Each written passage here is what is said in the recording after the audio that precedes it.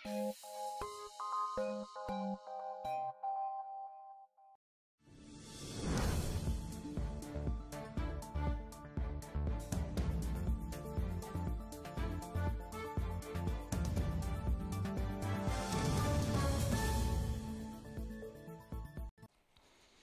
podvečer, vítam vás pri sledovaní Snínskych televíznych novín. Ponúkneme vám aktuality zo Sniny za celý 1. májový týždeň. V pondelok medzi obcami Ruska, Volova a Brezovec zadržali policajti 3 obyvateľov Gruzínska. Podľa hovorkyne riaditeľstva hraničnej a cudzineckej polície Agnešty Kopernickej sa na našom území zdržiavali nelegálne a bez cestovných dokladov. Hraničným priechodom neprešli, polícia ich totiž našla v lese.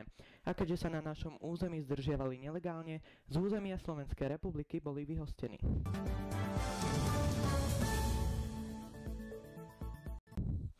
Dvaja muži napadli policajtov, hrozí im 1 až 5 rokov celé. 31-ročný Snínčan mal v Takčine udrieť policajta pesťou do sanky. Polícia tá prišla kvôli hláseniu o bitke. Druhý prípad sa stal pondelok popoludní v Sníne, kde mal policajta napadnúť 39-ročný Peter, ktorý spôsobil dopravnú nehodu a z miesta činu ušiel. Podľa našich informácií nechcel vystúpiť z auta, polícii sa vyhrážal, že ich zabije a odreže im hlavy. Dýchovú skúšku vodič odmietol, skončil tak v policajnej cele. O dopravnej nehode vás informovala Katarína Kleknorová v spravodajstve televízie JOJ.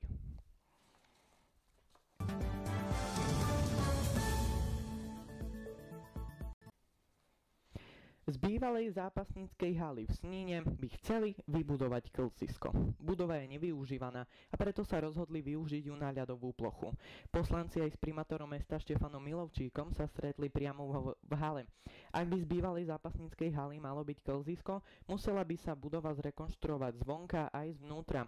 Ďalej sa poslanci aj s primátorom a tiež aj riaditeľom Pavlom Struhárom, zástupcom spoločnosti, ktorá zabezpečuje komplexné riešenia v oblasti ľadových ploch, stretli v priestoroch Mestského úradu.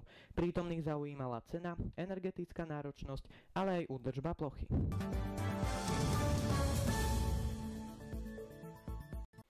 Z dnešných televíznych novín to bolo všetko.